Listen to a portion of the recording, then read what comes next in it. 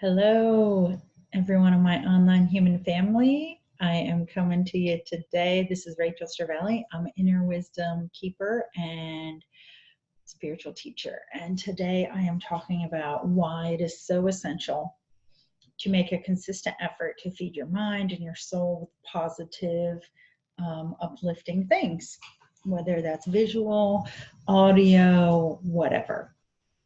And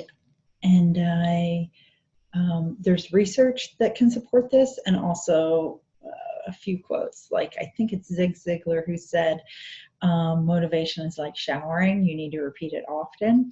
And I'm not going to talk about how to be motivated today, but when you are positive, it is much more easier to be motivated about something.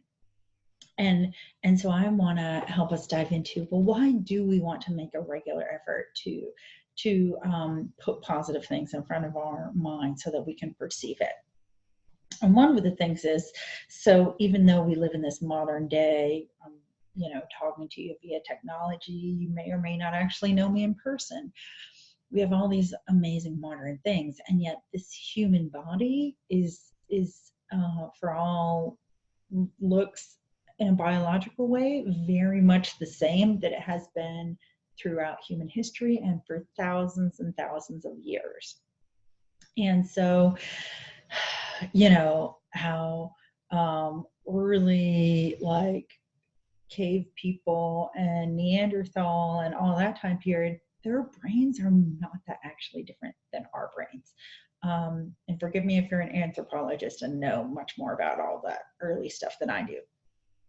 If you don't want to take it that early, we can take it to a little bit later. So, like, the first Homo sapiens, their brains are pretty much the same as ours.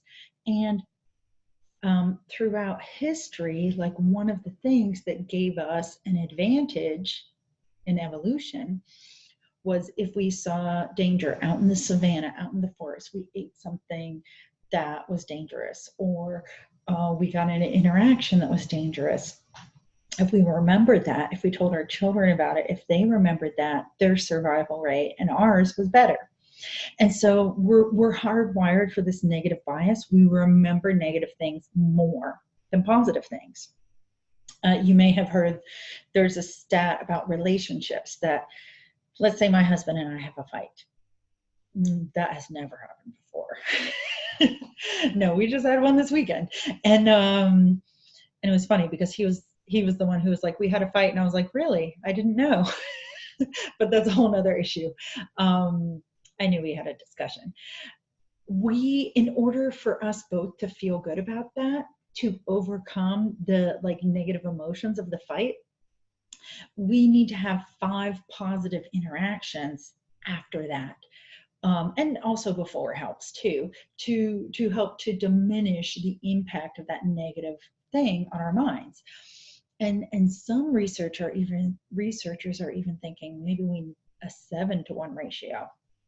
And this isn't just in romantic relationships, friendships, business relations, random interactions. It's like if somebody pulls over in front of you on the road, that's going to be a really negative experience, especially if you're going fast or if you're not like eyes in front of you on the road. And it might take a while for you to for your stress levels to lower, for you to have a positive outlook again.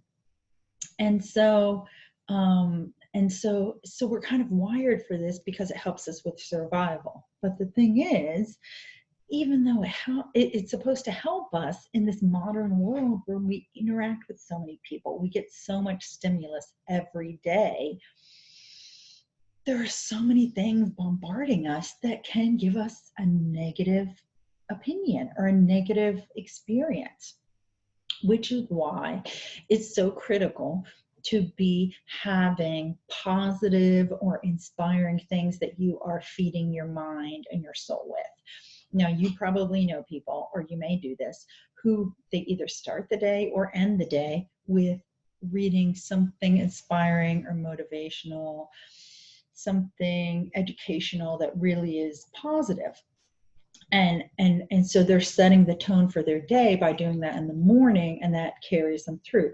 Or they're doing that before they go to sleep, so that as they go to sleep and their brain is working on, synchronizing and assimilating the information from the day into long-term memory and all that, they're ending on a positive note.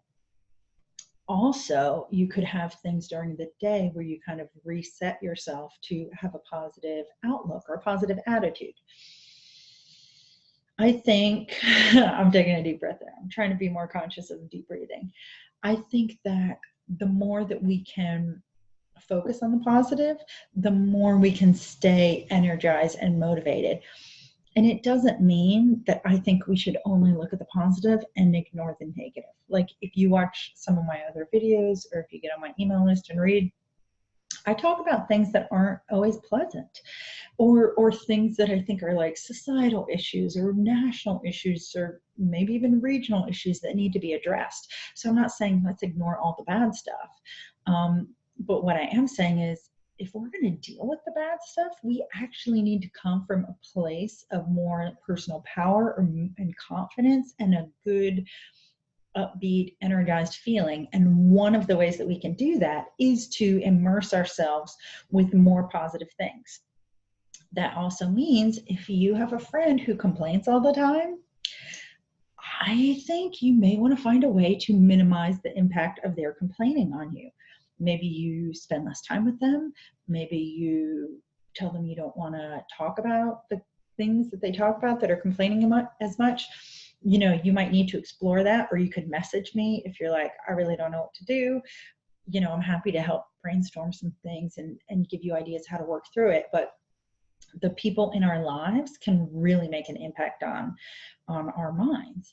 The media that we take in, I'm glad you're watching my video, because I think, great, like this is a positive video that's hopefully inspiring you. But there's a lot of media out there that's just going to make you feel bad, either about yourself or the world or whatever.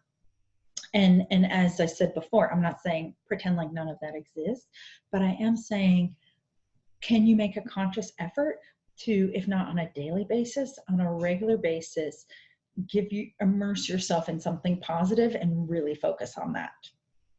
I have, to my email list, I send out, right now it's every Wednesday, 3 to 5 things that I've seen online or in my life or in the world that are really warm, positive things. Because what I'm trying to help everyone that I'm connecting with is to help reset and realign our attention onto positive things, so that we can remember that the world is an amazing place.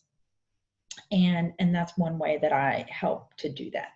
And if you think that's something that you'd like to get to, it's a free email. You can sign up for it. I'll put the link below to sign up for my free email.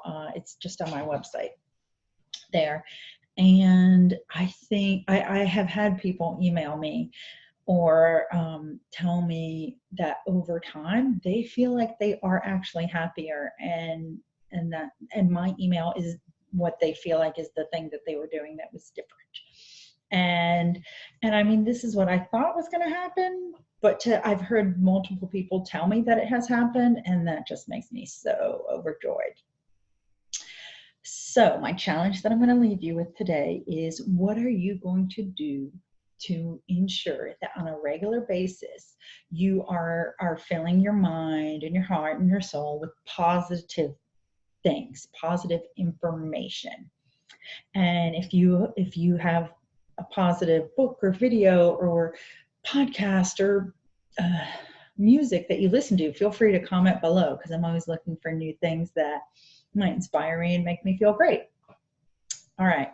Thank you so much for joining today and watching to the end of the video. Give this a thumbs up and click the subscribe button below so that you can stay connected and find out when I have new videos coming out. Bye.